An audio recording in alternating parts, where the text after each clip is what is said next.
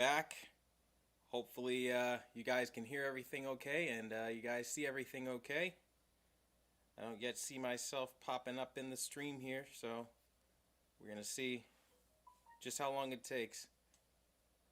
I'm going to start reading some of your questions, but before we get into all that, I want to let you guys know that tonight we're going to be doing a debate. It's going to be a live debate on Sony televisions. There's a lot of opinions about Sony TVs, and I want to actually see what you guys think about it. And we're just going to go back and forth. Why I think it's bad, why you think it's good, whatever the case may be, we're all just going to come out and have a good old time. So smack a like on this video. We're going to get right into it, and I'm just going to get started because we'll probably be here a while with the debate. Okay, so for starters, we got Chin to Pat. You said, hey, we've got Basketball Never Sleeps. You said, hey, what's going on, everybody? Waiting for King. You said Sony best AV. You said the Sony A80J versus the A90J. And then we've got, what's your opinion on the A90J? Thanks, and good evening, everyone. So, yeah, welcome everybody that's coming on. It's going to be a lot of fun. So, essentially, with the A90J, I think it's one of those TVs that have been the most overhyped. Now, it's not the worst TV ever created, but then you've got to look at the price tag. It's really expensive, and honestly speaking, the C1 and even the C10, the B1, they do exist. The B10, they exist. And I feel like even with the Sony X, or what is it, the A8H. The A8H is basically an A80J. Like, they're virtually identical. You're going to have a hard time noticing a difference between those two. And I feel like the way that Sony has gone about their marketing this year, extremely deceptive. I mean, at every turn, it seems like they're just trying to fluff up their own stock. And we can kind of see that with things like their new VRR, right? So with the new VRR, what they've ended up doing was basically you have like this new VRR coming out on only certain Sony TVs that do certain tone mapping capabilities, and it's just stupid, like the way that they're going about their TV. Like every TV that does capabilities of tone mapping should be able to address the VRR that they're rolling out. And I don't know. It just feels like Sony is a lot more in the way of like just milking this a little bit, right? Like it almost took them 2 years to come out with VRR on the the 900H, and I feel like when that's the case, something wrong with Sony. We're still waiting for VRR on the PS5. God only knows when that finally rolls out. What are they going to say? It's only for certain TVs like the A90J? It just, I don't know. It feels crappy for sure. But I'll get into more of your questions. As far as the A80J versus the A90J, I feel like the A80J is probably the smarter choice because the A90J is a bit overpriced for what it is. Is it a little brighter? Yeah, sure. But it also made the room a lot hotter. It felt like an old plasma, and not in a good way. And I honestly feel like even though they claim they have a so-called heat sink that does like most of the job in like heavy lifting, it still got really hot. Then motion, terrible across the board. Like literally one of the worst I've ever seen. It's like A9G bad. Like it was really jerky and juddery. For like a lot of you guys that don't use any motion processing, it's even worse. And anyone telling you that it's not probably likes the juddery, choppy motion.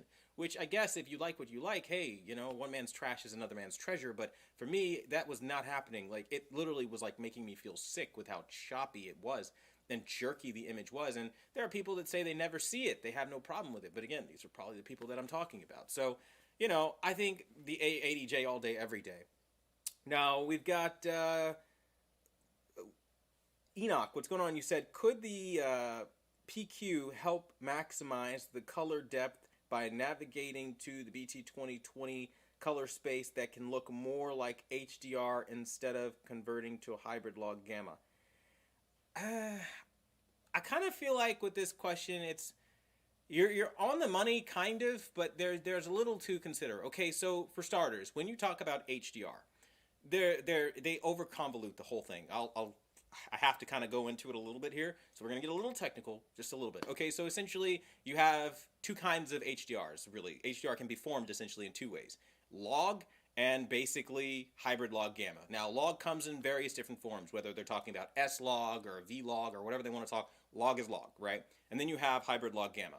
All they're doing is essentially applying a logarithmic curve to the gamma so that it fits into an SDR container when you're talking about HLG and things like that. And to get HDR to properly show up on an SDR screen, the reason why HLG is backwards compatible with things like, or older displays, SD displays, standard dynamic range displays, right, is because you can reverse the logarithmic curve and in turn basically achieving the original signal that you got out of the SDR footage, or rather the HDR footage when you first shot it off your camera. So in a nutshell, yes, I mean, you can probably apply, all kinds of methods of achieving high dynamic range, and they can be very creative. I mean, look at Sony with their super bit mapping, right? A feature nobody ever talks about. You can take a 14-bit signal essentially and apply it to something that never even had it, and they'll be able to smooth out those gradients and give you like BT 2020 that looks good. So I mean, I would say maybe like yes and no, but I feel like it only is going to get to that level of creativity when people start addressing that, like, maybe what we have right now isn't the best, right? And like maybe there's something that we can do to improve upon that. And I feel like when you're talking about all of the technical stuff that goes behind a television, it's really like overcomplicated 9 times out of 10. I mean, when you're talking about HDR and the way that Sony implements it, it's very different from the way LG does it, very different from the way Vizio, so on and so forth, right? That's because there's no HDR standard. So I don't think that applying a PQ, so to speak, would just be the general fix, or maybe that would help us, because there's no standard. Everyone can basically choose what they want. Now, of course, we can apply tone mapping, right? Because tone mapping is basically what's going to help, for people who don't know, tone mapping, right? So you have HDR, high dynamic range. Tone mapping is just your hero, basically, when you're watching it on an SDR display or something that can't hit a certain level of nits. Usually OLED, because OLED is not as bright, so they need tone mapping to drop down that 1000 nit usually target that you're going to find in HDR 1000 and make it something a little bit more manageable. And that's the whole idea behind tone mapping. It's just taking the logarithmic curve and it's like lowering it down to something more reasonable with tone mapping to fix things. So very technical. I don't like talking a whole lot of technical stuff, but I mean, I don't think that the PQ would do anything without a standardization. Long-winded way of getting to that, but yeah, no, I think their approach really should be to focus on the colors we have right now with SDR, and trying to figure out how we can record SDR but look good, because a lot of you guys might not even know it, but some of my videos where you think like you're just watching a regular SDR footage, I'm literally using an HDR video. Like when I say like I recorded in an HDR, it's HDR. I just use log footage. I'd use not only S-Log, but mostly like HLGs. HLG all day, every day, and wrap it in a Rec 709 container. Sometimes I shoot full on BT 2020, go on DaVinci Resolve, do a color space, and then deliver it. And you guys never notice the difference. Nobody ever noticed the difference. So I think, honestly speaking, even when I shoot native HDR, a lot of people like really don't really notice. The biggest thing with HDR that I've seen is like the brightness just gets pumped up really high. And I feel like that's one of those things that, like, I mean, is it necessary though? Because I don't really notice the difference 9 times out of 10. But yeah, so long-winded way of answering your question, but there it is. Okay, so how was Universal Orlando Halloween Horror Nights? Funny story, I actually didn't go. I avoid the Halloween Horror Night people. I don't like the scene, dude. Like, if you've ever seen them, they dress up like freaks. Everybody's there in their goth attire with their pentagrams and like the most satanic crap, and like for me, out of my element. Now, I'll be very clear. I'm not like some like ultra religious, super strict Bible belter beating everybody that walks by with the scriptures and anything like that. Far from that, right? I'm a normal person. I'm not going to sit here and try to tell you how to live your life. But at the same token, there are boundaries I feel in society you don't cross, and like the pentagrams everywhere, and like literally, I swear to God, we were walking by, like we just left like one park, and all you hear is this like super like evil sounding music. And now it might sound cliche, but like, when you hear a song that's like really evil, and it's like, whoa, buddy, what are you listening to over there? Like, we're gonna take a pass on that tonight. And like, I'm walking by with the wife, and I'm just sitting here, and I'm just like, man, like, bullet dodged, because like I couldn't imagine. And then of course the Halloween Horror Night people are really like I feel like it's the one time a year they can afford to do it, and the nicest way I can put that. And so they show out, and they wear their sluttiest clothes or their most like degenerative things that they can put on, and it's not a scene that I want to be at. It's just uncomfortable, really. So yeah, no, I didn't go. I missed it. I like to go when like it's during the week and they're gone or they're not doing the events. Hey y'all, what's going on, Ray? We've got Kyle. What's up? You said hey Quantum. What's going on? We've got Mohammed. I think I said your name right. Hopefully I said your name right. If I didn't, I apologize. You said, how do you think for W800B right now? I still actually have a Sony W800B. I think the W800B is pretty bad. I'm not gonna lie. I mean, color wise, it's bad. You know, color make you go oof when you're trying to do things like maybe game or something more. But oddly enough, when you watch over the air TV show or like just regular station TV, cable TV, like it's pretty damn good. It actually surprised me going back to it a little while ago, seeing just how well those colors translated. But then again, most broadcast is Rec 709, but because that TV isn't inherently bright, the motion is really good, and they have a bevy of like sharpening features. It was actually really enjoyable, and I didn't notice a difference between that and some of the 4K TVs that I watched this older stuff being, you know, streamed on. So it was actually pretty good, but then also pretty bad for color depending on what you're using it for. Why just Sony TV debate, or just Sony TVs as a debate? Good question. I didn't know if anybody was actually going to ask that. So I usually don't like to do debates typically because, you know, sometimes they devolve, but only Sony because a lot of people have been saying that the Sony line of televisions specifically slaughter anything everybody else is doing right now. The A90J garners so much attention for no reason. On top of that, then you're looking at the aspect of they're not at their best at all. And every time I make a video on it, I always get these little dissenters, these people that come out and they want to have negative opinions, but they don't ever want to back them up, you know, and those negative opinions, before you say that, well, Guy, people can have negative opinions, I'm cool with that, except their opinions are just like, Sony is the best. You're a clown. That's it?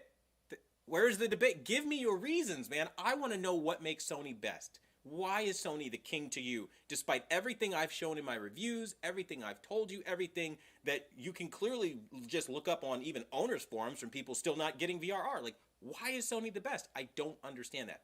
And again, before anybody freaks out, I'm recording this on a Sony mirrorless camera, all right? Like, no hate for Sony. It's just, call it what it is, right? So that's basically why we're here to talk about Sony. And don't worry, if this debate takes off and you guys like this format, then we'll do it with other TVs. I'm open to do Vizio, TCL, Hisense, anybody. Anybody's fair game, right? Nobody gets mercy here. So don't feel like it's just Sony being singled out. This is just the first debate that randomly got chosen based off of, you know, popularity and what is happening right now. So we've got Rookie 260. You said, yes. Q, how you doing? I'm doing good. Because Sony was the privileged LED HDR in 2016. What is the Hisense U9DG? Will you review it? So the Hisense U9DG is Hisense's like creme de la creme, top of the line television. It's basically like a dual television that has like a gray screen that basically does all of your kind of like contrasty type stuff, and then it renders the image through a grayscale, and then you have your color filter as well on top of that, which supposedly helps with blooming. I don't know. I've never seen it. Will I review it? That's up in the air as well, because, you know, I haven't heard anything from Hisense about reviewing it, and I haven't seen any in stock in any store at all. So I don't know. I'm not like this like super privileged, you know, cherry picked, you know, what do you call them? Industry experts, as they like to call them, right? We'll be nice tonight. We'll call them industry experts.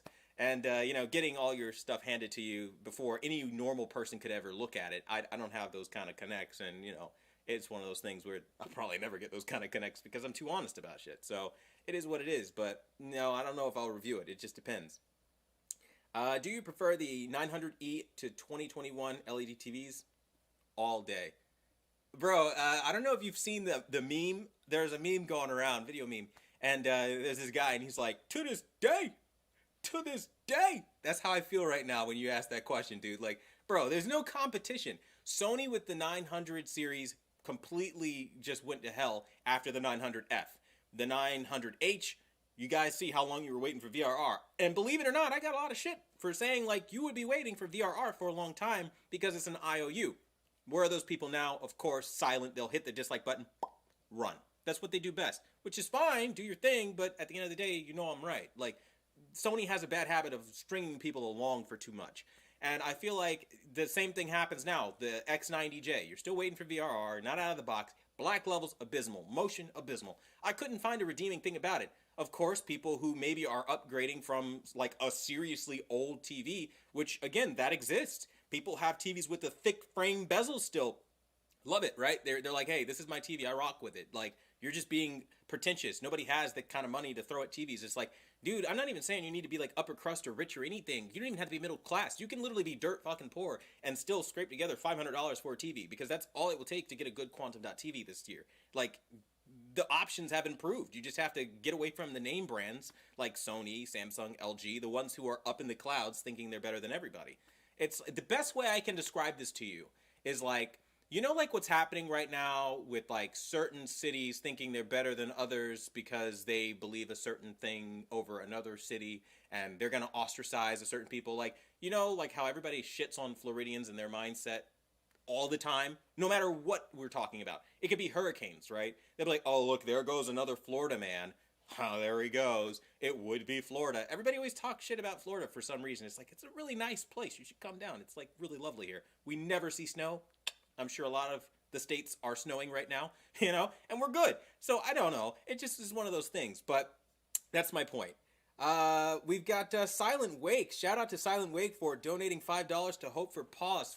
Finally, on a live stream, somebody donates, and we got a little pumpkin here for you, brother, and we got a special one for you. Look at that. Aw, man, you got the paws. Yo, I appreciate that for sure, most definitely. I mean, so many people like literally don't care about animals, and it's so like mind-boggling, because it's like we care when they're our pets, but like when they need help, everybody's just kind of like, I don't care, you can die in the streets. And then some people see like poor innocent animals like squirrels trying to cross the street, and they think 10 points. So thank you for being one of the good guys and making the world a better place tonight. I really do appreciate it. All right, so back to the live chat, which just completely glitched and lagged on me, but that's all right. I'll find my place. We've got Silent Wake. You said hello to all. Hope everyone's having a good night and good conversation. Same here. I appreciate that, man. Do you recommend getting the A80J calibrated?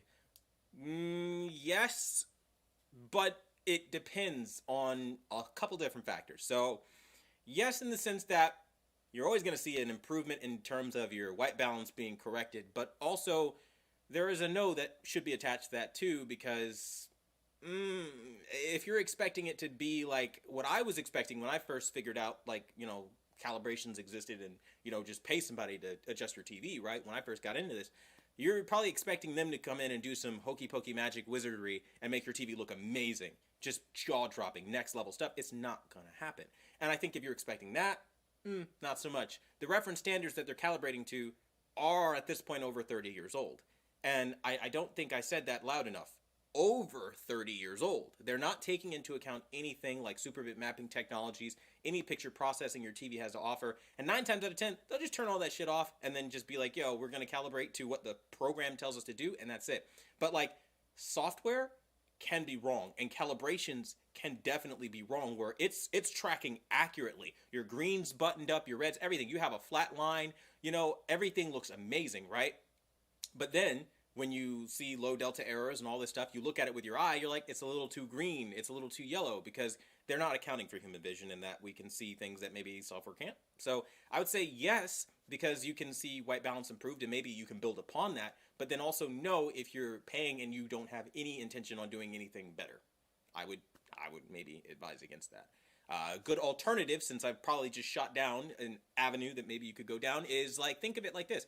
Get a series of a bunch of things that you watch and just adjust them till they look good to you, because honestly speaking, that'll give you more happiness than paying some guy like, $200 to $300 to sit there and calibrate to something from 30 years ago. I mean, what is he going to do now? He's going to roll out a freaking, you guys ever remember in school when they'd roll out the trolley cart and the VCR would be on it and, it was movie time? That's essentially what you're calibrating to.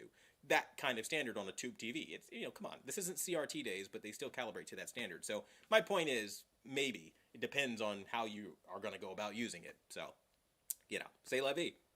We've got best 55-inch TV under $500. We're going to put a pin in that one, because I don't know right now. I haven't really checked the $500 market recently, so I got to check. What is the best TV for soap opera effect right now? The LG C1, bar none. That's why I bought it, honestly. But yeah, it is.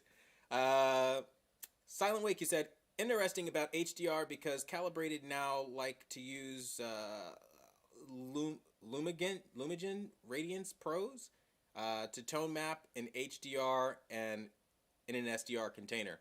Yeah, I mean, there are a lot of different softwares. I know there are so many like alternatives to Calman. I exclusively use Calman. I'm just one of those people that just go with what I think is the best, and then I just use that exclusively. And then from there, I build upon it. But I mean, like, it's weird because, like, I'm gonna do it. Probably gonna get some hate for it. I'm gonna do it. There's a guy named Vincent Teo, probably heard of him, who was like hell bent on saying like you can't turn SDR into HDR. Like, it's not gonna happen. Like, you can't do it. It's fake HDR. Had a bunch of things where he was calling out video games that were doing fake HDR, then does fake HDR. It's like very weird. But then also it's weird because like I remember like being condemned for talking about this practice of going outside of reference standards, stretching into BT 2020, being creative, and a lot of people, like a lot of my members that like saw my stuff, know that I use the HLG profile because I know that I can just change a couple parameters to make it fit in an SDR container kind of thing. But it's weird because like that kind of practice is condemned by these image purists, and I think it's one of those things where like now it's funny because I literally said in one of my videos like just buy DaVinci Resolve and do a color space transform and all that stuff, and then like a few weeks later there Vincent was doing a color space transform in DaVinci Resolve on 3 nodes, and then like literally shit on the entire colorist community like he was hot shit. Like I really didn't like that at all, and it really pissed me off because I got a lot of good masters that like teach a lot of like Hokage level shit that I can't grasp yet. Like that shit's like beyond me. Like how do you get there? Like what the hell? Like, right? And this guy just on 3 fucking notes thinks he's hot shit. I can't stand people like that, but won't go on and on, but you guys get my point. So yeah, it's one of those things for sure. A lot of different methods to create HDR and wrap it in an SDR container. Some people are like really creative. They like homebrew their own software and like create their own apps for this shit. Like homebrewed. Like I'm not an engineer and I'm not a programmer, so that's beyond me too. What's going on, Matthew? You said currently getting ready to buy the U8G, but I'm terrified of the Amazon reviews, jitter, audio latency, Xbox One. Thoughts?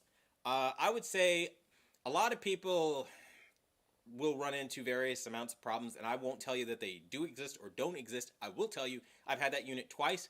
I have another one coming whenever Hisense sends it over or whenever it gets here, right? I'm waiting for that unit, and I could probably bet that there's not going to be anything wrong like that with it. People were telling me you're going to see ghosting. They love to, oh, it's got ghosting. It's terrible. Don't buy it. But a lot of it is like, a lot of people are really racist. And by racist, I actually mean the textbook definition where they think like one race is better than another race is. They literally think that because it's a Chinese brand, that race of people can't make TVs. Like I literally get these comments, and that only a Japanese manufacturer like Sony can do it, which is part of the reason we're doing a live debate about Sony, which we haven't really gotten to just yet, but we're kind of doing it. It's weird. So yeah, it's one of those things that really gets on my first nerve. I can't stand it. So yeah, I don't think you're going to have any problems. Like honestly, like I've been reviewing Hisense before everybody jumped on the bandwagon, if you know what I'm saying. Like I was the first guy telling you, buy a Hisense with the Hisense H9F. Back when guys like FOMO were changing their tune and saying, oh, it was not a good TV. In fact, I lied because the camera saw it was good. I was there in real life, but my camera settings were all wrong, so we're just gonna, boop, redo that whole review. I hate when people do stuff like that. Like, stand by your word, dude. Like, I saw it with my own eyes. I know for a fact what it looks like. And then you were on your end in person, presumably, and saw what it looks like. But my point being, people say a lot of outlandish stuff, and I feel like a lot of it is because they're a Chinese manufacturer and they're not getting a fair shake because of that. And I don't think that's right. Like, like, what the hell? Like, they're all Asian companies. Like, name an American TV manufacturer. Like, Roku? No, not Roku. What is it? Amazon TV? Like, I wouldn't buy an Amazon TV. Like, not at all. And, like, I don't even know if Insignia is American. But it doesn't matter. But the point is, a lot of people are given a lot of shade just for being Chinese. Like, stupid to me. But, c'est la vie. All right, so we've got... I was able to snag a 55-inch open box, an A9G, 700 even, you said. Basically, it's pretty obvious that the Best Buy logo was burned in. Ugh.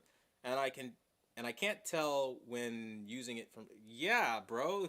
Is that even a question? Should you return it? You could tell it was burned in, dude. Like, get rid of that. Like, ASAP pronto. And, I mean, like, I would walk in there, like real talk, I would just G-check everybody in that place. I'd be like, cool, so, like, you did a Geek Squad inspection, right? What does that entail? Tell me more. Cool. You want to turn that TV on? Boop. There it is. Run me my money. Don't want to say anything else. Like, you know what I mean? Like, because it's stupid. Like, they want to act like they do an inspection, and then they throw, like, shit products on the box. They're back in the box and sell it to you. It's kind of like when Walmart puts things like hair clippers back on the shelf that have been used before. You take it home and you open it up and there's a fucking pube. It's the same kind of thing. And you're looking at it like, what have you done to my TV? So yeah, I would get rid of it, man. Are you going to review soundbars including the Sony HTA9? I'm not opposed to it. I just got to figure out how many of you guys actually want to see soundbar reviews and, you know, gauge the scalability of it realistically. Because a lot of you guys don't know, like, when you do these kind of reviews, like, I mean, I know you know it costs money, but they're to a point, like, when you're independently run like me, you have to be strategic. I get the question all the time, how do you always buy these TVs? It's like, I don't always buy them. It's like sometimes I have to be very creative and pick and choose, and sometimes, in some cases, I just have to eat my own financial funds and do certain things that I don't necessarily want to do to keep the channel running. So it's one of those things where it's like, I have to be very strategic as a smaller, not supported by Big Brother kind of place, you know? So, I mean, if there's demand for it and you guys are actually going to show up and watch it, cool. I'll do the reviews. We'll have a good time all day, every day. But, like, with the Vizio and, like, with, like, other TVs, like, I hate it because I make plans, like, with the Frame TV, criminally underrated TV. But, like, I'll make reviews and I'll put the stuff out there, but people just don't want to watch it because it's not popular or it's not, like, what's getting the most popular views. And, you know, it is what it is. And then I'm just like, hey, I'll be 3 days in and I'll see, like, the views are just way too low for what it is, what I know these kind of topics get, you know? And I'll be like, well, you know, that's it.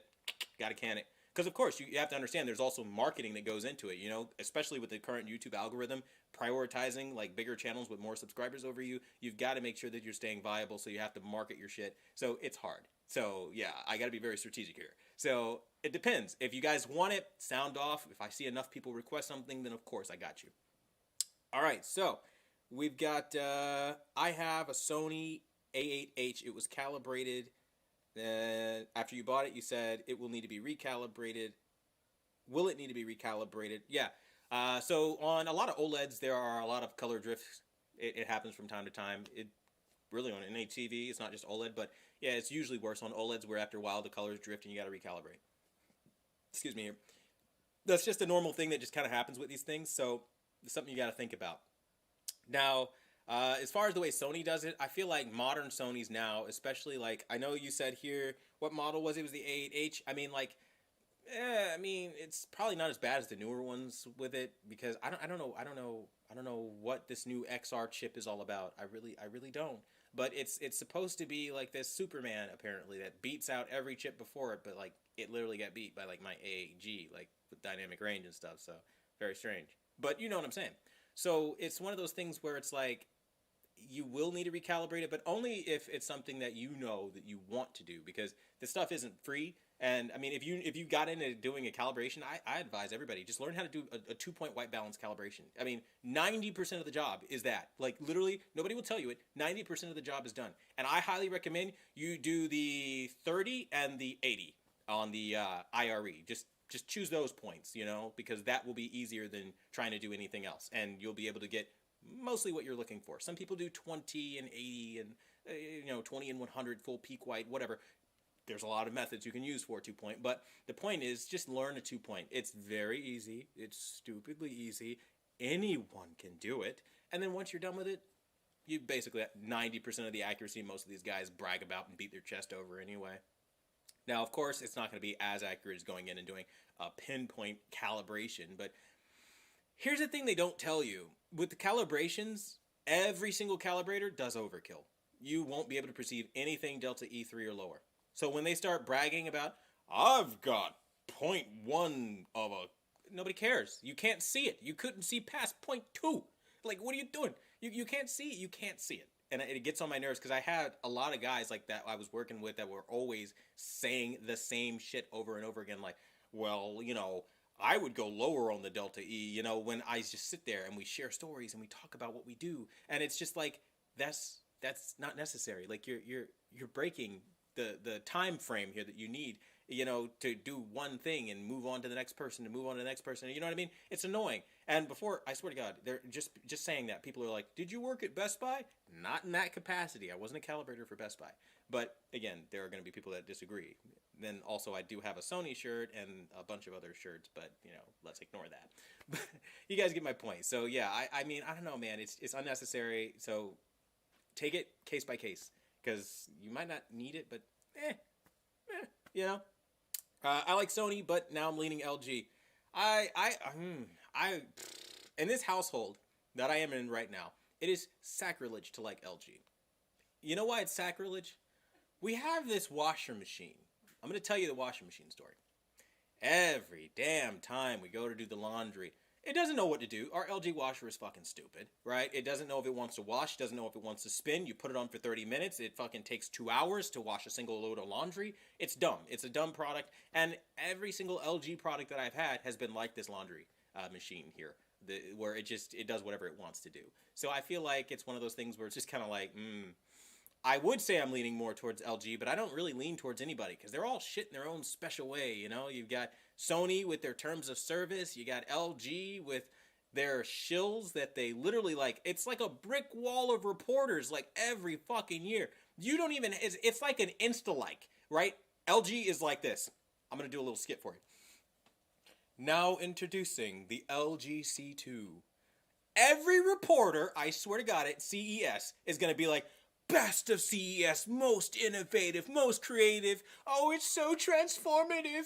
They all do that shit. And I'm just sitting here what have you seen it with? What? What have you seen it with? Demo content? Come on, man. And I get so annoyed with the false positivity that they put on all these products. So, leaning a certain way or another kind of jam you up is kind of my point and where I'm going with this because they cannot be trusted.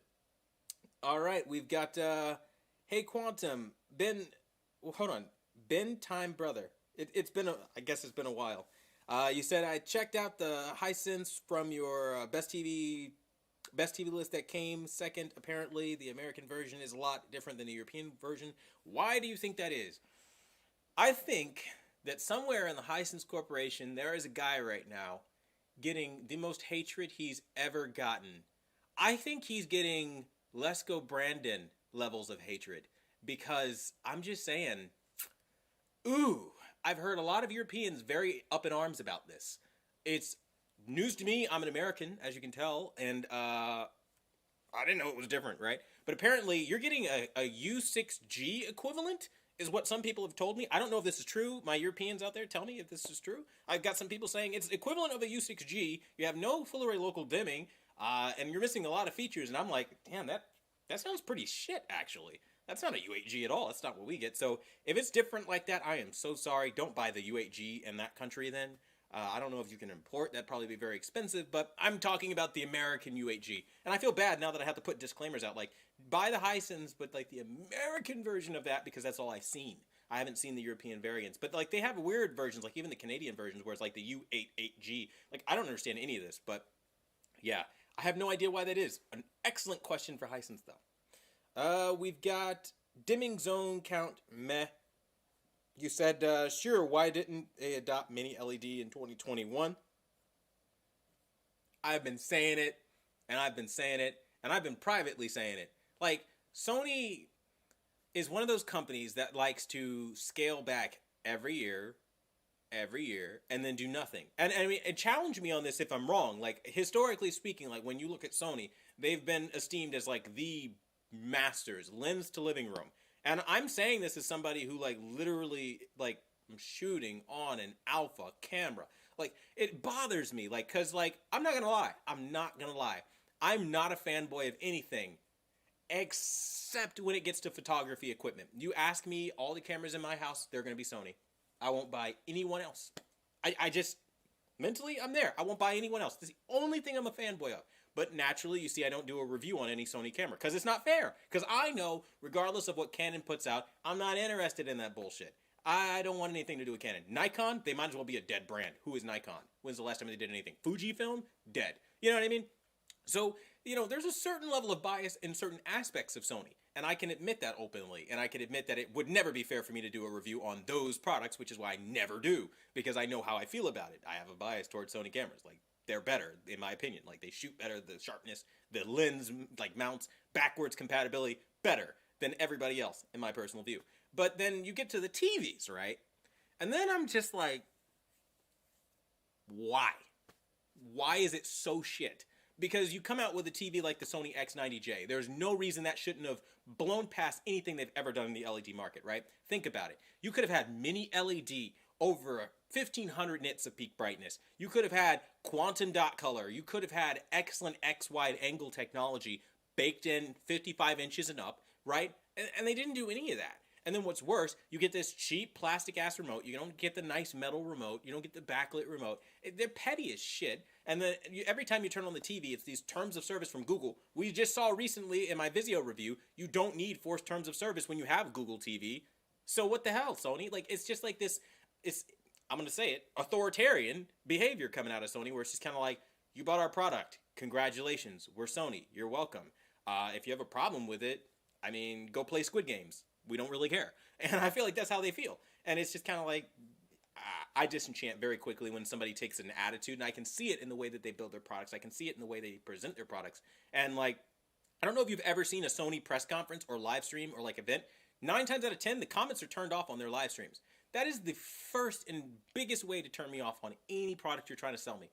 You care so much about your consumers when you're live streaming, you shut off comments. You'll have the live chat go, but you won't have comments. People can't talk about your product. Fuck out of here, dude. You know, and yeah, so with TV, Sony is really like, they're very nasty about a lot of the stuff that they do. And again, correct me if I'm wrong. Open to debate here.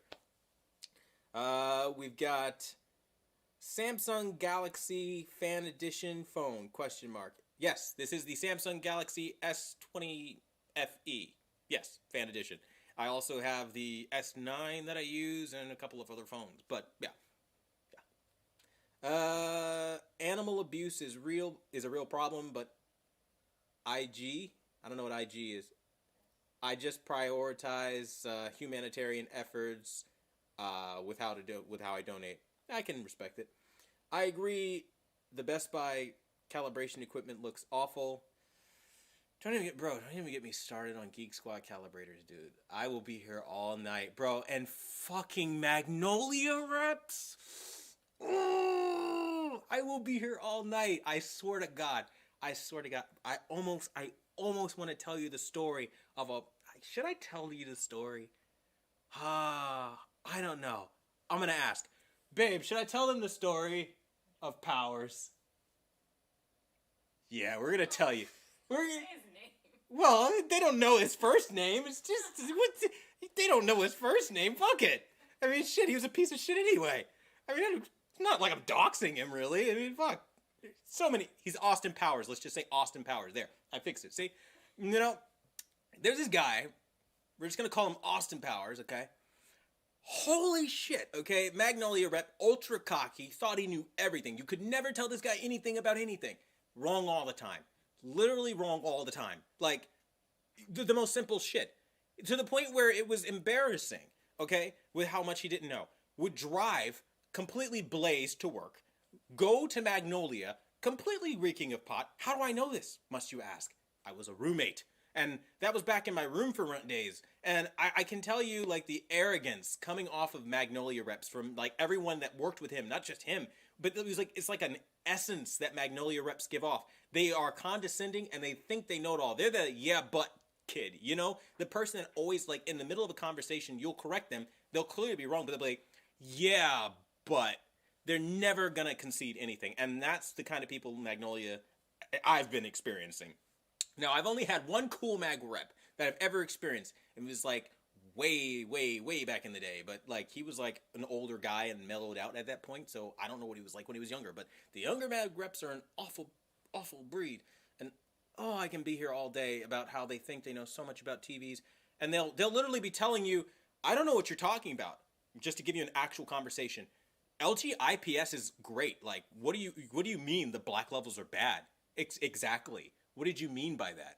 And you're sitting here like, are you fucking joking right now? The black levels are gray. They're literally gray. That's not black, dude. And they're like, yeah, but LG makes the best TVs in the industry. And each one has their own tribalized opinion about LG being the best. And I don't know why that is, but you'll get into fucking serious arguments with them over it. And I would love to hear some of the arguments some of you guys may have had with some blue shirts or mag reps, but in my experience, mag reps are always the people to start shit with you and give you a hard time. And I'll just leave it there because I know even somebody who took to YouTube that was trying to dox me and tried to put all my shit out there that was also coincidentally a mag rep. Just gonna point that out there. Had your number the whole time and didn't say it. Just saying. All right, so we've got your volume is low. Ugh. Don't know if I can fix that without destroying the levels. As I look at it on the monitor, I'm speaking and I'm going into the yellow. If I go into the red, it's gonna sound like ass. But we're gonna crank this bitch. Let's see what happens. I don't know if that was a good idea. I think I probably just ruined the whole stream. But c'est la vie. I think I just broke it though. All right, so hopefully that fixes the low volume. What are you going to review? The U8G, the Hisense U8G? I don't know when I'm going to be reviewing that. Best 75-inch TV, open for suggestions. I mean, you could step up to 77 and go Hisense U7G. Or wait, what?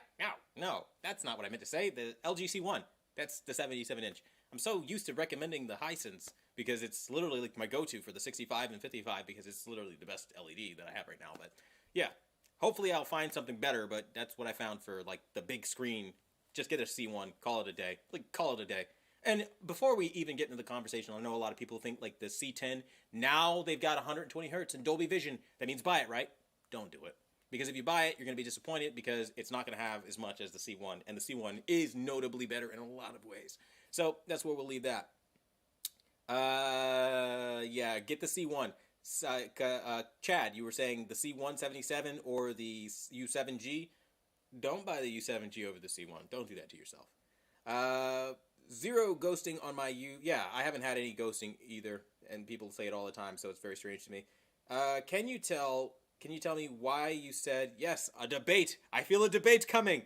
All right. Can you tell me why you said if you want if you want HDR, you'll have to buy a Sony TV with PS5 to get HDR? I guess I'm reading this incorrectly. Can you tell me why Sony said if you want to buy an HDR TV? I gotcha. That wasn't a debate. Damn. That was a legitimate question. Well, all right then. Kind of disappointed here. I'm looking for somebody to debate, but nobody debates. All right. So for the question that you had at hand, I think Sony is just trying to bolster their sales, right? It's another way of increasing their sales. Because listen, why would I roll out PlayStation 5? We know VRR is taking forever. Who is the number one leader right now with variable refresh rate? The LG with the C1. We know that they've had all the gaming features from day one. Like, right down to lower input lag. They've been better for gaming. Sony knows this. They're not about to let HGIG and their tone mapping capabilities be considered at all when talking about the PS5. Instead, Sony's got this better way, and you can only see it if you buy their A80J or their Z9H or Z9J or whatever. They want you to buy their upper crust shit. They're trying to bolster their sales and use PS5 as a stepping stone to get there. I wouldn't take it. I wouldn't fall for it, and I'd say, okay, guess what I'm going to do? I'm going to do the one thing nobody this gen expected. I'm going to say fuck that, and I'm just going to buy the LG C1, and I'm going to ignore your upscaling magic, and I'm just going to do whatever I want. Fuck you, Sony. Oops. You know, like, that's how I feel about it, dude. I think they just did it for sales. It's a gimmick. It's a stunt. I wouldn't fall for it, especially considering, like, their XR chip this year. Total bullshit. That won't stop every single marketer out there from telling you it's amazing, it's great, and I love it. It's rich because people come on the channel and they're like, hey, Quantum, why? Why are you the only one saying that Sony is terrible? You got to see where you sound psycho here. It's like, do you realize, like, if I walk into, I don't know, pick a marketing firm, any marketing firm in your country, and they're all there promoting this one product on a campaign. It's literally called a marketing campaign for a reason, right? They're here to campaign and tell you why it's so great. And then I walk in there and I see the holes with that product before every normal person. I'm like listening, I'm thinking about it. And like normal people aren't speaking up when they do see it. And I'm just kind of like, wow, okay. So guys, hey, I'm here. This product actually sucks. In the middle of the marketing campaign business, everybody in that room is going to turn chairs, look at me, whip around and say, what the fuck did you just say, you clown, you fucking everything in the book, because there's money at stake. Money is at stake here, people. You are not just watching YouTube. You are innocently, I'm sure, you think like la la la la la la la la la la la YouTube. Not how it works. People are crafting their craft, okay? They're literally learning how to manipulate and how to sell and how to market affiliate links, fucking sponsors, and fucking. Why do you think so many YouTubers? I won't name names. I don't have to because at this point there's a lot that do it. Before every video, and at some point in the video, they're called insertions, right? They're called insertions into your video because that's what you're doing, and it's an integrated campaign where, and if I'll do one right now. You know what? I'll do one right now. What am I holding right now? My Samsung and my phone? Okay, here's what we're going to do.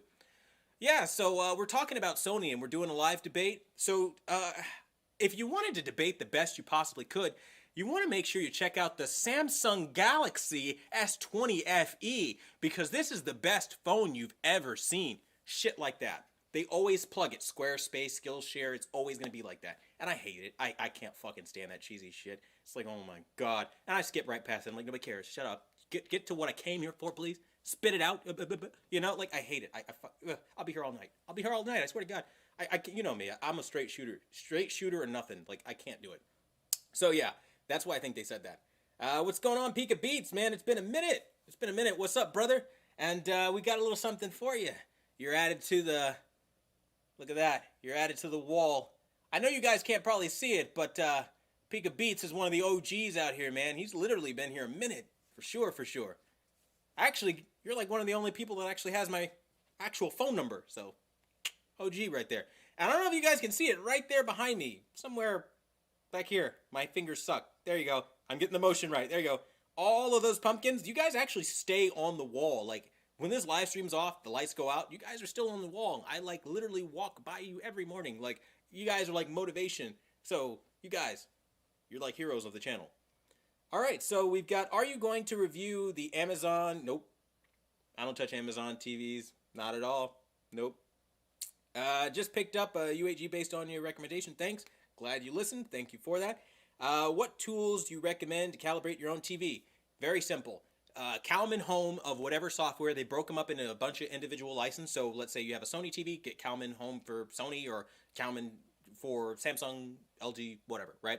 And then you want to get yourself an X-Rite i1 Display Pro color meter. It's literally that simple. Get yourself DaVinci, not DaVinci Resolve, what is it called? Spears and Munsell UHD benchmarking disc. They have a lot of the ramps and patterns if you don't want to do it that way. There's an alternative way that's a little harder. If you, like, let's say you don't want to buy Spears and Munsell, you just want the Calman software, you just want the X-Rite i1 Display Pro color meter, then you can use an Xbox. And they have a feature in Xbox that lets you screen mirror your phone. This is useful information because then you can screen mirror your phone to your Xbox, and then you can have something called Mobile Forge. Mobile Forge is literally a generic mobile test pattern generator, and it will sync up with Calman, and you can literally have your test patterns go straight to your TV, and you're doing all your calibrations that way.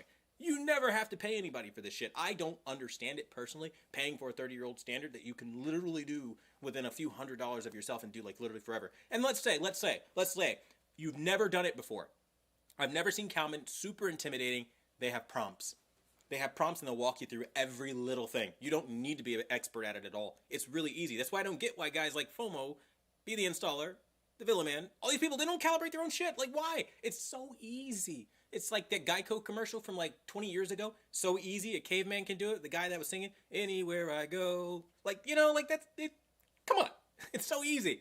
So yeah, that's what I would recommend. Just starting out. Now, as you get more advanced, then you want to maybe upgrade to the studio license, or maybe you want to get an actual pattern generator or do something more advanced. It depends on your workflow. If you're trying to look good in front of clients like Vincent T.O. and brag about how much money you spend, flexing 2 PS5s, 2 Xboxes, and like all you can do is talk about how much money you have, then yeah, I guess buy the most expensive gear and just get in your own head. But I'm going to tell you like this, as somebody who's been doing this for many years, it's not about like how much money you put into your shit. Expensive gear is great, but you can have the most expensive gear and not know what the fuck you're doing. Literally just rely on that software every day and just look at your computer like, it says it's accurate, so it's accurate. Don't use your eyes. Don't learn advanced color theory. Don't take the time to learn actual science behind cinematography, you know, it's an art form, and that's why I like learning and dabbling into being a colorist and things like that. There's a lot that goes into it to get to the level that I'm at. Not trying to offend anybody or sound cocky, but I put a lot of time into it. Like, why all the other YouTubers are sleeping, I'm up at 5 o'clock in the morning, like almost every day. That's why you can probably find comments throughout, and all of you probably have seen it at some point where like you're like, damn, Quantum's still up. It's like really late now. Like, I'm always up. Like, I'm learning, studying, working, trying to build myself up to learn more. Just to be better than I was yesterday, not just for my professional photography, but also for what I do here. So it's just kind of like, when there's so many different ways, but that would be the easiest way for beginners to get into it. And I think everybody who's an enthusiast should at least try to dabble in calibration, at least once. So that's what I'll say there. We've got hit that like button, most definitely. Hey, I just bought a C1. You just hope like last time it'll last you 5 years. Hopefully, fingers crossed on that one, right? Cheers to everyone. What's going on, Alfonso? What's going on, man? Thanks for being a member and showing up tonight. I really appreciate it. You said, have a great one. Have a great one, everyone. And then we've got Mr. Kima? I hope I said that right. You said, some people have complained about the LG C1 having a slightly yellow tint. I don't see the slightly yellow tint at all. I think it's overly blue at times, and you have to calibrate it because LG likes the C20 thing, but that's all I really see. We've got, I got the C1 for my PS5. What's going on, Quantum? Still rock with my X930. Which would you recommend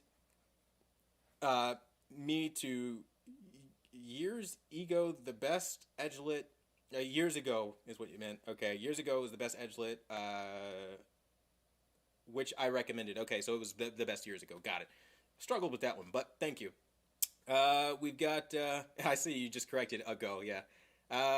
Go play Squid Games. LOL. Yeah, bro. Go play Squid Games for sure. For Sony TV panels what do you say? For Sony TV panels, are there any differences between the regional variants in terms of image quality and performance? Yes, I've heard that the ones that are like dedicated to the Asian market, specifically the ones like they could be the same 900Es, but they're designated for like an Asian market for the hotels and things like that, like commercial versions of that TV, which they do make. They're different. They are not the residential versions. And sometimes a lot of sellers will go on eBay and they'll get like a bulk stock of those TVs and they'll be selling like 900Es. I remember it was happening back in 2017 at low prices. Too low to believe. I'm talking $400, like really stupid low. If you see that, you probably are running into somebody that has the international version that does not meet up spec-wise. I would research what version it is, find out everything I could about it, and even then, I'd probably stay away from it. If it sounds too good to be true, it probably is too good to be true. And that's kind of how it is with those things. Tell them the story. Nice. Yes, please. U7G, you said all the good reviews. Hold on, you said all the good reviews, but every... Yeah, I mean, it's one of those things. I don't think IPS is any good. I haven't seen it, though. I've only seen the 65, so I can't tell you about the U7G. Best Buy. Yes, Best Buy came in to Calibrate and looked so dim and dull. They have a habit of doing that. Looking forward to getting the UAG. Almost ready to pull the trigger on it. Thanks for your reviews. Would you recommend any Samsung or Vizio in the same price range? No. I mean, no. I wouldn't, no. That's why I keep the TCL and Hisense. Okay, we've got, do you think it's worth professionally calibrating my U8G? It looks great now. Or you said, just use your various other settings and do it myself. Just use my settings and do it yourself. And that's not a biased opinion. And I love this. I love this. I have to address this. I have a paywall. A $5 paywall. I'm going to be very, very honest. I am allowed, as the person making the memberships, to set the price at whatever I want. I could set them at $50, $100 per person. I choose to set it specifically at $5 because I'm not trying to cheat everybody out of their money, and I want everybody to get that level of picture quality and also help the channel grow with crowd and self-funding because I'm independent. I'm not, I'm not Rockefeller, right? It has to come from somewhere. And AdSense revenue is trash. So we have to do what we have to do to survive.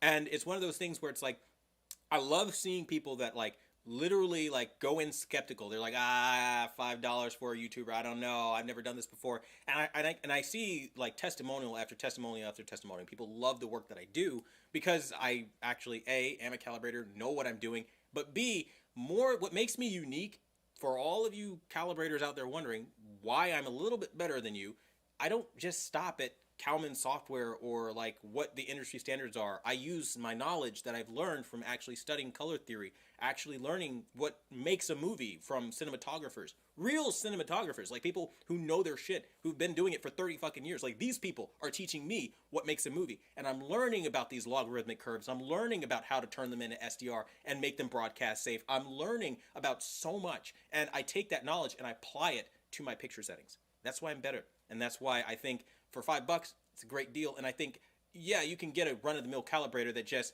got his ISF certification, thinks he's the big boy on the campus now because he can use a computer software that you could use yourself. And I think you could do it better than him. I really believe that. Do a 2-point white balance calibration and slap my settings on and see if you don't just run every calibrator out of fucking town. Put money on that, bro. I would put money on that. You can make bets. You can make money. You can make your $5 back on a bet.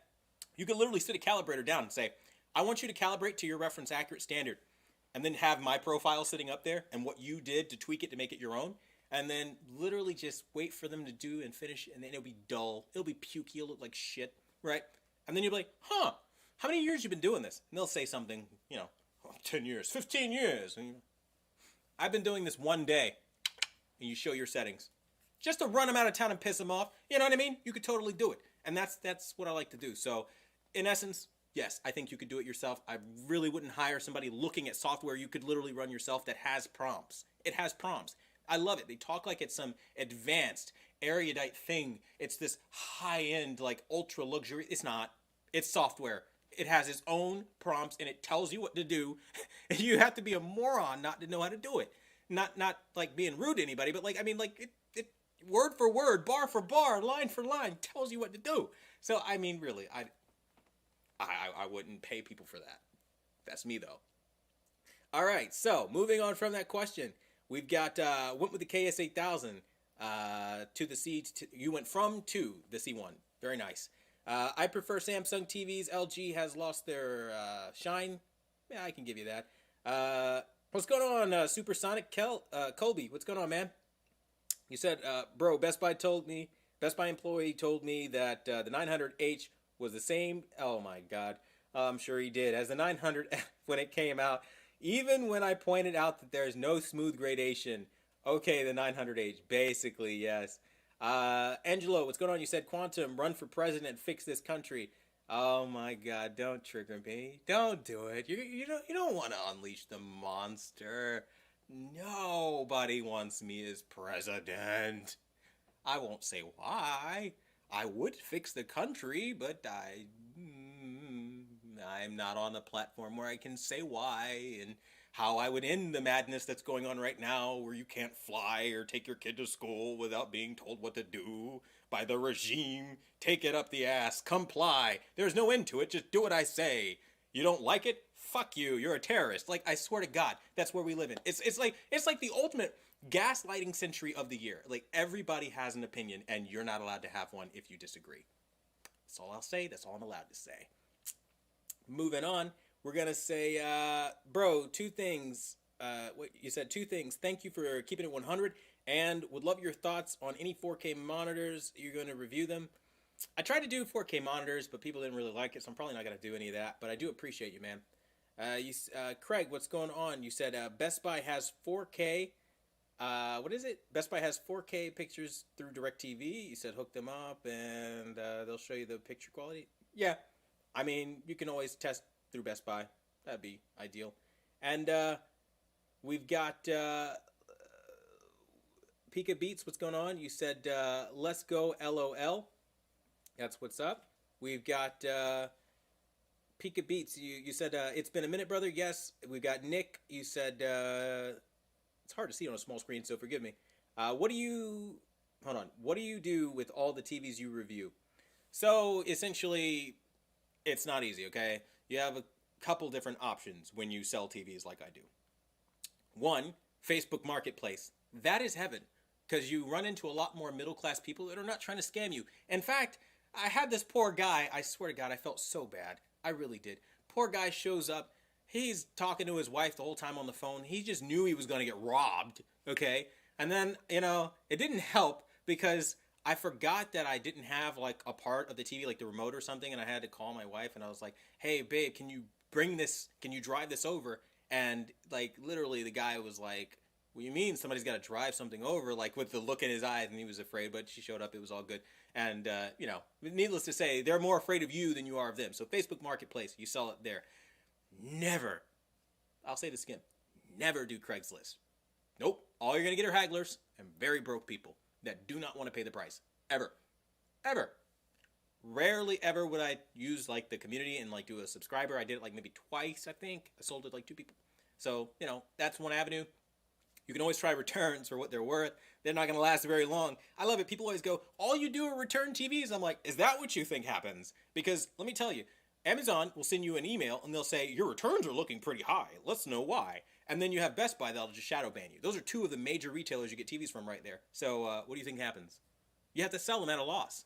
9 times out of 10, word of mouth, family members, somebody's birthday comes up. You find somebody that has a son going to college. Hey, give this to him for a college gift.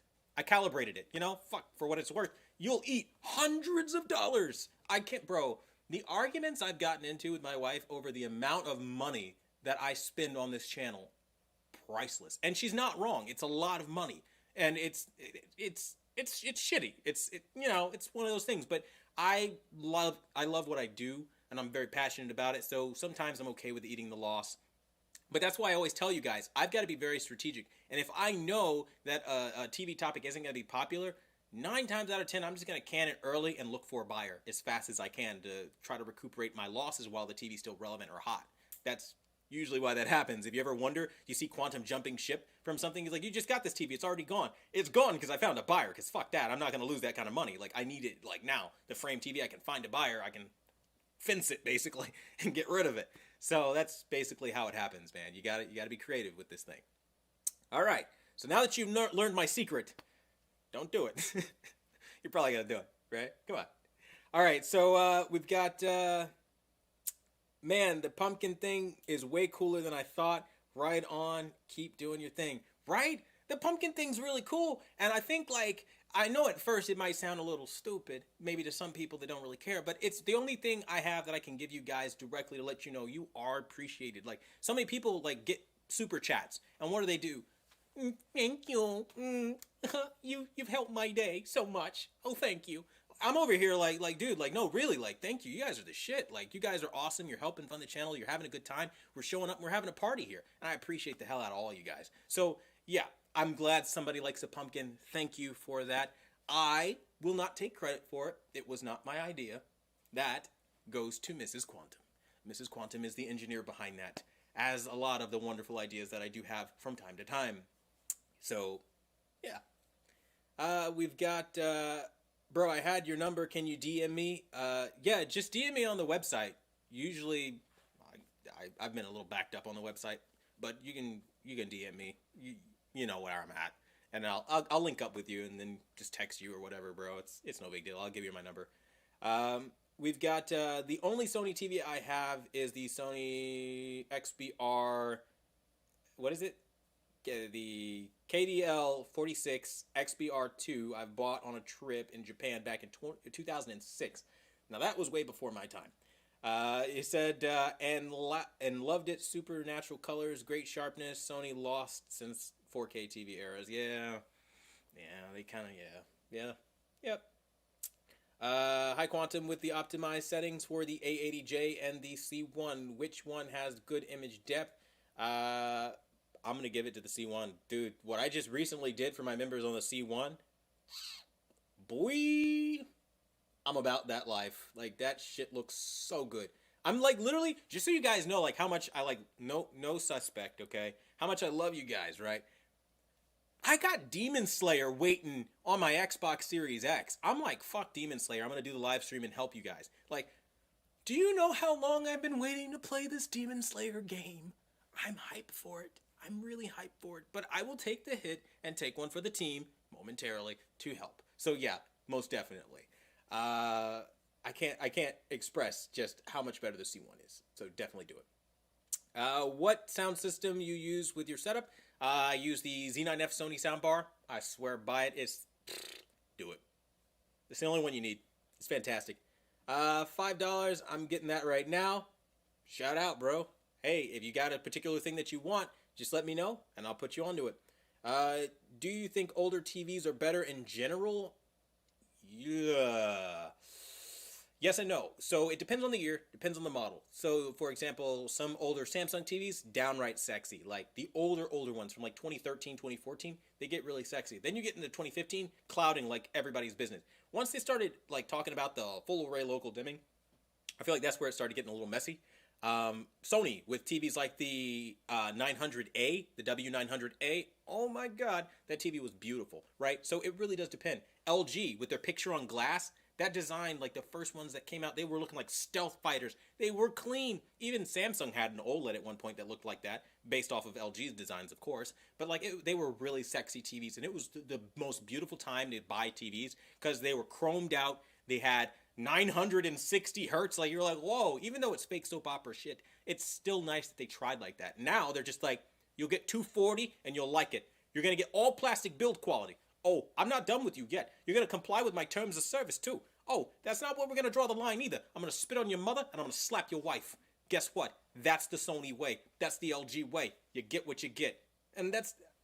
I don't want to be treated like that, but that's the modern market. And, like, being somebody who's been around long enough to see how they were hitting and how they're hitting now, and how I just don't fuck with it, I understand, like, if you've been out of the game for, like, 20 years, 10 years, 15 years, 5 years, 7 years, you haven't bought a TV in a long time.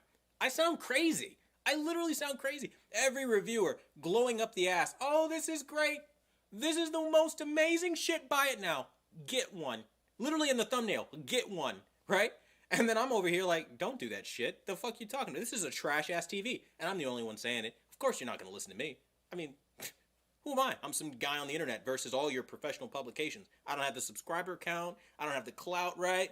But what I do have is the knowledge, historically speaking, from years prior, and like seeing all of it and like the candor to tell you when something's not in your best interest. So it's a hard little thing here.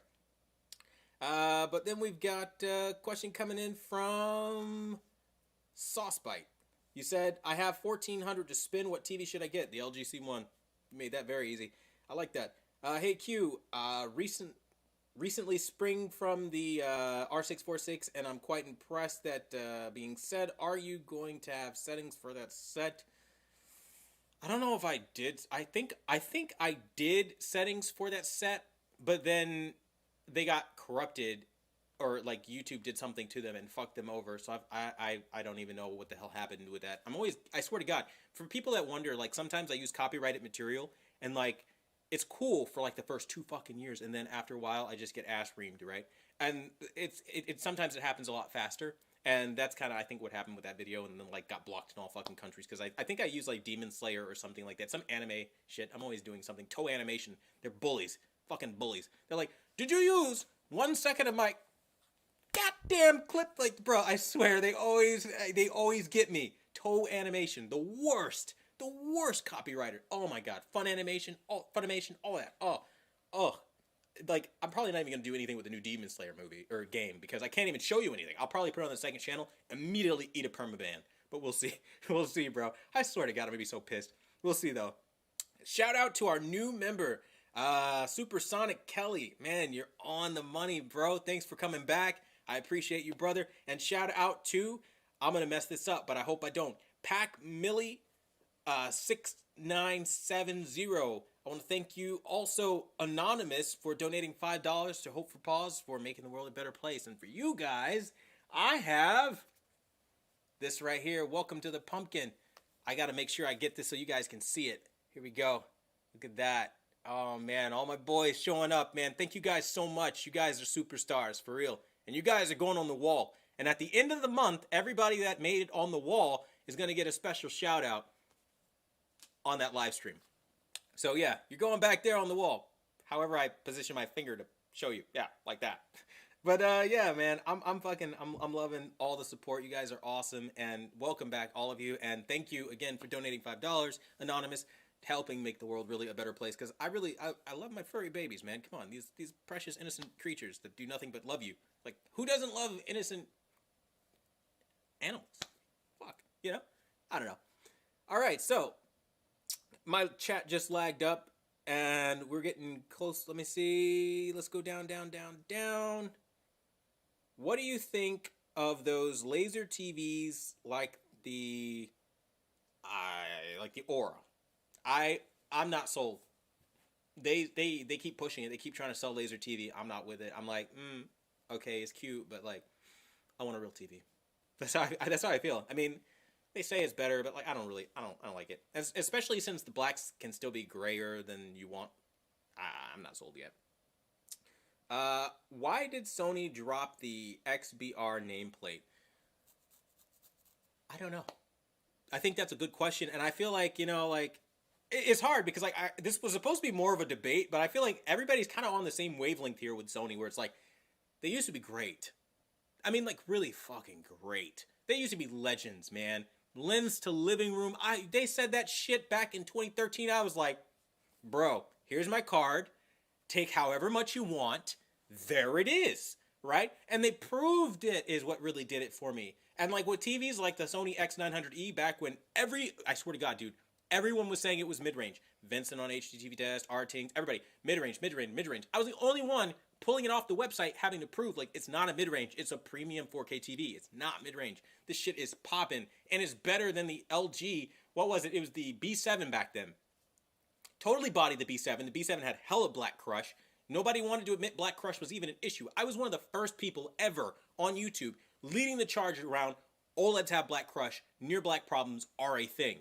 Everybody else was like, there's no problems with OLED, you're a fucking clown. You said LED's better, fuck you, die. Basically, like, literally, like, that's how it was. And now, magically, all those people are fucking silent. Now they'll admit, now that OLEDs have been around for many years, and now there are multiple generations of OLED to compare the ones that don't have black crush to the ones that did. Now they're like, oh, well, yeah, of course the older ones had black crush. You have to buy a new one. Funny how the turntables. You know what I mean? So, yeah, I think they dropped the XBR logo because, fuck. Stupid. Let's just call it stupid. I mean, why would you do that? Like, it was a nice thing. Let's see. Chintubat, you said I have some questions. You said I have questions. I'm buying a TV, Sony TV or LG for gaming. Go LG with the C1 for gaming and you'll be happy. Go Sony with LG or for gaming. You're going to be a little disappointed. And I think my TV just turned off back there. I got to hit the little button. Where's my little button? That's how you know my live stream's going on longer. There we go. We got power again. We're awesome people. Don't worry, I'll wrap it up soon, TV. Don't fret. All right, so we've got, let's see. I want to try to get to everyone's questions, so I'm going to speed through this. This is going to be like the speed run. We're just going to, like, all right, you ready? Let's go. All right, so I still rock with my KDL. Let's see. Well, if you have any opinion, I need to replace NanoCell, but the C1... price 48. I was looking at something like 4K monitor. I think if you could wait till like maybe Black Friday or Father's Day, even they usually have really good deals on that. Cyber Monday, even on the C1, I would do that. I would go with the C1. It's a really good TV. Trust me. I literally bought it twice. Not kept it twice, but like bought it. Did the review on it. Was like, all right, that's done. Then missed the TV. You know what TV's good when I'm missing it. And it's an LG. And I'm telling you to buy an LG.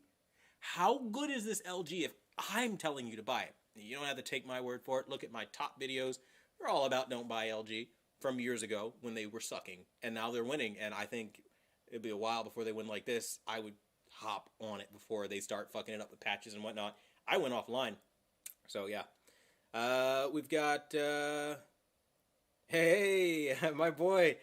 Pac Millie, what's going on, man? You said Pumpkin Gang. You already know. Gang. Pumpkin Gang, bro. I love it. That's so great.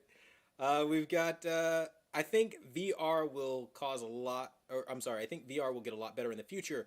What do you want for GTA 6? I really don't play GTA a whole lot at all, like, ever, because it's a cash grab, and once I seen all the microtransactions, I was like, not about it.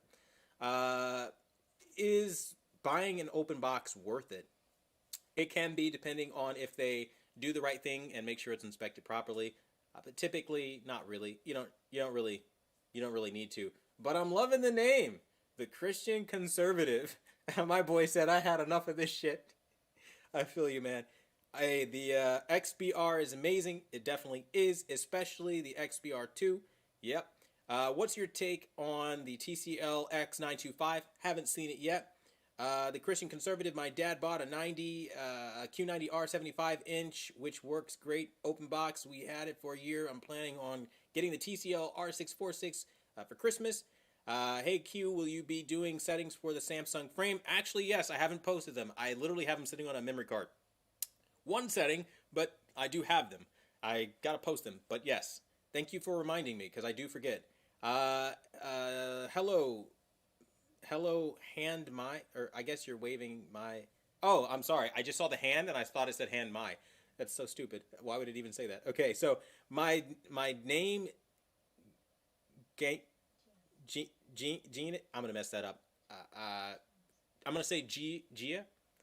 Gia from Greece. You said when come update PS5 VRR. I don't know when they're gonna do the PS5 VRR update. Do you not? Huh? Do you not have black crush problems with the C1? No, not really. Like it's extremely rare. You have to really try. There's a feature. I'll just tell you. There's a feature. Contrast, dynamic contrast. If you compare that, or not compare that, you combine that with BT 1886. You're basically going to open up shadow detail dramatically, but also deepen the black levels. It's amazing. You should try it. Check out my settings if you don't believe me. It's fucking gorgeous. Seriously, low is the feature that I'm talking about. Low dynamic contrast, it does wonders. And BT 1886. So yeah, a little secret sauce there, just on the house. All right, so we've got shout out to Chris. Thank you so much for donating $5 to Hope for Paws, making the world a better place. You're gonna get a round of applause for that, man. All you guys that have donated and shown up, whether it's for me or for the animals or for whatever, I really appreciate the hell out of it, man. You guys are absolute rock stars. And we've got Chris Jones here. I want to thank you for, again, everything. And for Master Singleton being a new member, welcome. I'm sorry it took a while to read your super chat. I did see it, or you're joining. I did see it. Welcome to the VIP family, and check that out right there. Look at my boys, man. Look at my team right here. You guys are showing up tonight. I really appreciate you guys, man. Most definitely. You guys are going on the wall back there behind me. I'm getting better at this hand motion thing. I'll get it one day. All right, so we've got, what do you think about QNED? I don't think much about QNED at all. What's going on? I'm going to mess that up. I'm just going to say what you have to say. You said, I'm unable to set BT 2020 on the LG C1 built-in apps. How can I add the Punchu color? Ugh. Yeah, that's a hard thing. Okay, so if you're trying to use, anyone watching, if you're trying to use HDMI signaling override on built-in apps, it's not going to work. You have to use an Xbox Series X, a PS5, or an external Blu-ray player or external app device that is HDMI based to tap into the HDMI signaling override accessed through the code 111311. That's the only way you're going to be able to access that, because otherwise if you're using the built-in internal apps, it's not going to work because it's an HDMI signaling override, which does suck. If you want the same level of pop, I'll try my hardest. I will try to make something for built-in apps. I've never really been very successful because they kind of do their own thing. I usually like using HDMI devices, and that would be my number one recommendation. If you can get to an HDMI device, definitely do it. We've got, what is your favorite car? Oh, wow, that's a really different one there. Ooh, I got every car I could pick from right now.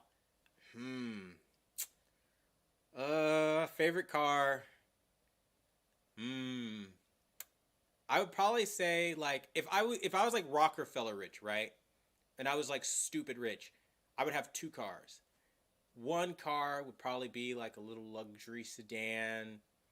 I wouldn't probably go too much higher than like I don't know, like a Nissan Murano or something like that. I don't know. Well, people think like extravagant, right?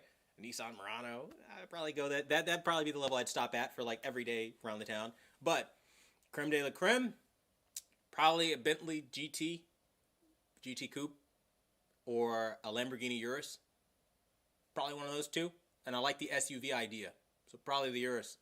It gets the point across. I'm filthy fucking rich, but also I'm a practical thinking adult that didn't just buy a supercar that goes like 2 miles an hour. I can haul some shit in there, you know? So like you're really living life, right? So like that's probably what I would do. Will I ever get there? No. But it's fun to dream. So yeah, thanks for that. You've crushed my hopes. I was living above the clouds for 2 seconds and then I've plummeted back down to reality. I'm just bugging around. All right, so we've got Giannis. He said probably okay. Got it. We've got nice live. Thanks for the information. A lot of information. I'm glad I could help. I'm on the line for 55-inch C1 or the G1, a $250 difference, or the BX. What do you think for gaming, sports, movies? Please, sir, I've got you. The C1.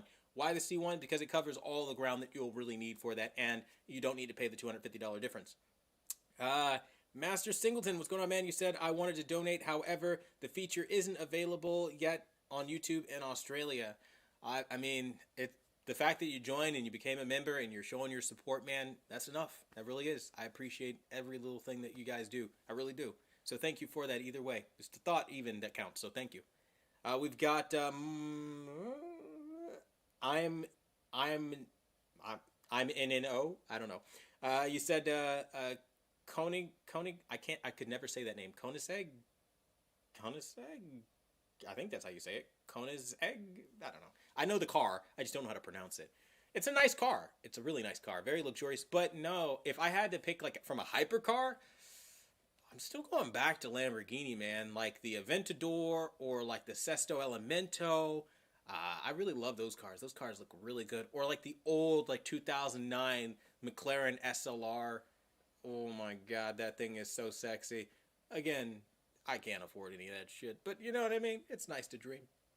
All right, so I want a 75-inch replacement for my Sony X900E. Would a TCL R646 be a good an improvement? No, because the dynamic range of the Sony is better. The better dynamic range will improve a lot more overall. The TCL has significant black crush issues, and I can't, I mean, like the color is better, the brightness is a little better, you have better gaming features, HDMI 2.1, yes. But you don't necessarily get a better picture because the dynamic range is worse. If you use Cinema Home on the Sony X900E and you adjust your parameters correspondingly, hell, even just lowering contrast a bit, you'll see what I mean. The dynamic range explodes through the roof. The lower you lower the more you lower contrast on the Sony X900E, the more the dynamic range tightens and gets this like ridiculous 3D immersion draw. I've got awesome settings. I'll show you how to do that if you want to join. I got you covered. If not, that's how you do it. Just lower the contrast and kind of tweak around and try to see if you can get it. But yeah, no, I wouldn't do the TCL over that. Shout out to Intel Core. I appreciate you, man. Thank you for becoming a member. And here's that pumpkin I owe you, brother. All of you guys, man, showing up tonight. You guys are awesome. And you guys are going on the wall. Aw, man. You guys are making this wall like the hypest thing ever, bro. Like the hypest thing ever. I love it. You guys are fantastic. So thank you for that. And welcome to the VIP family, all of you guys, and everybody who donated to my lovely animals in need. I really do appreciate you guys as well. Thank you. We've got, do you think the C1 is bright enough to display 10-bit content? No. I got Black Crush with 10-bit full bandwidth. Yeah, I think you need 1,000 nits and upwards when you're talking about true HDR. I feel like you can technically achieve it with tone mapping and some other things, but you have to tone map it. And as I was talking about earlier on in this live stream, tone mapping is just the process of taking a logarithmic curve, and then you're taking that logarithmic curve and trying to transform it into like an SDR or make it fit the display that you have, because like you have a display limitation of only like, let's say HDR 600 nits is that's your ceiling, that's all you can reach. So then now you need to find a way of intelligently tone mapping down that 1000 nits down to that 600 and be able to see those highlights. You'll never truly achieve the full HDR signal as recorded on the image sensor, but all the technical mumbo jumbo out of the way, no, that's the short answer. We've got hey Quantum, which 75-inch would you choose for TCL R646 or the X95J, Samsung QN90A? If those are my only options, I'm going to run and play in traffic. No, I'm just fucking with you. But realistically, if I had to choose, I would pick the TCL. The TCL had the better motion. Even though it had Black Crush, I would work my ass off and figure out little creative ways to get around that, like playing around with even the black level, like RGB full and RGB limited, and trying to combine things, twist things, mutilate, and just mangle that TV until I got exactly what I wanted. Because the QN90A, trash. I don't have to see anymore. I know it's not the best TV. People are going to disagree. They're going to say whatever they want. I saw it. And I saw it on multiple occasions. And other people in Amazon reviews got the same kind of effect. So I was like, no. The Sony X95J, no. Without going on a rant, no. One of the worst TVs I've seen, though. We've got Victor. What's going on? You said, in your humble opinion, with the C1 being at $17.99, the U8G being at $12.49, what do you? I would probably go with the C1 still. The UAG is fantastic and it's awesome and it's great and everything, but I am really a motion stickler, and the U8 does suffer there. And I think that's where ultimately I also want better gradations than the U8G has. It doesn't have any smooth gradation, and that does. So I would go with DC1. We've got we've got that. We've got C. He's gonna say the C. Yeah, you already knew I was gonna say the C1 most definitely. Thanks, Epic joined. I appreciate it. Hey, shout out to Mr. Russo 215. Thank you again for joining and being a member, VIP member. Welcome to the VIP family. And you know what it is. The Pumpkin Gang is growing, guys. Look at that. This card is getting stacked in one live stream, man. You guys are awesome. Thank you guys so much for your donations and for joining. And of course, you guys are making the pumpkin wall. So again, I thank you guys for all of that. You guys are fantastic. Welcome to the Pumpkin Gang fam, for real, man. Oh, you already know what it is. All right, my dream SUV is the Porsche Cayenne Turbo GT, and my dream supercar is a McLaren F1. Respectable. We've got U8G versus the C1. Which one would be better? I think the result would be very similar, but they also do their own strengths and weaknesses. I did a comparison if you want to check out what I had to say on that. We've got, I would like the LG C1, but I can only afford the Hisense U7G. The Hisense U7G is still a respectable TV. Just don't get the 75-inch, get the 65, and then you should be good to go. Since you keep recommending the C1, what's your second, third, gaming-wise? Okay, Hisense U8G is definitely coming in second, and then third would probably be the TCLR 646, most definitely. They had the strongest years so far as what I've seen from gaming. Though I'm not going to cap. If you can make room for a fourth place, the frame this year from Samsung is incredibly good for gaming. They've got really low input lag, like 9.8. Like, what the hell? Like, it's so good. And I love the One Connect box and all that stuff, motion in gaming with the Motion Plus options. Like, yeah, that would be my top 4, I guess. So, yeah. We've got... What do your A8H settings still hold in comparison to the current TV lineup? Been rocking your settings for 9 months. I actually haven't had the chance to directly compare how my settings like on the A8H would do with like an A80J or whatever the case may be, but I mean, I'm pretty sure they do just fine, if I'm being honest here. But of course, as I grow and I learn more things and I gather more knowledge, my results do improve with time as well. So not even I am obviously perfect, and that's why I have so many different settings depending on different lighting conditions and content pieces and all that other stuff. So I think, though, yeah, I think you'll be good. We've got, I bought the X900E and the C1 as you recommended. I got another offer for the X930E for only $500. Should I go for it? I really want to display 10-bit to 12-bit content with awesome brightness. Do it. You probably won't find another TV. That TV is a freaking light cannon. It is incredible just how bright that TV truly gets. Quantum, should I be worried that I let my C1 update? Thanks again. Pumpkin Gang. Yes. Pumpkin Gang all day. I love it. I love that. I would go offline personally because I've been hearing mixed comments. So some people say that the C1 has a problem where now the HDMI signaling override is not available after the recent update. So I just wouldn't risk it because that is make or break for me, literally. I will sell that shit if they ever take it away. And in a heartbeat. Motion is great, but like I don't fuck around when it comes to color. And I am not watching a Rec 709 TV. Like, not happening. Like, that's ugly. So yeah. All right, thanks for the answer on the 900E. What 75-inch would be a good replacement? I'd probably make the leap up to 77 and go with the C1, and that's personally what I would do. Thanks for a good laugh on and top info, Q. Thanks, James. Appreciate it as always, man. Intel Corey said, "Oh, cool, McLaren." Yes, most definitely. Looking forward to you getting the UAG back in house. Further tune it, especially for games. And thanks as always, bro. Yeah, most definitely. You guys have been incredibly awesome. I'm sure I've probably yammered on long enough, and I want to thank you guys for watching as long as you have. So I really do appreciate you guys. And I want to thank you guys so much for watching the #1 brand in honesty. I'm going to go spend some time with the family. I'm going to eat something. I'm going to probably go play some Demon Slayer for a little bit, but, you know, got a night to go. But again, you guys are awesome. And for everybody that showed up tonight, like really, you guys are rock stars. So I want to thank you guys. I don't have any other questions. We're all good. As far as the debate goes, it was pretty civil, I'd like to say. Everybody was kind of cool, so thank you for that. If you want to see more debates and you guys have actual things like you want to debate, bring it. Let's go. Let's have fun. Let's talk about these technology companies and just do what we do best. So I want to thank you guys so much again for watching and being a part of this live stream. And God bless everybody. Till the next time.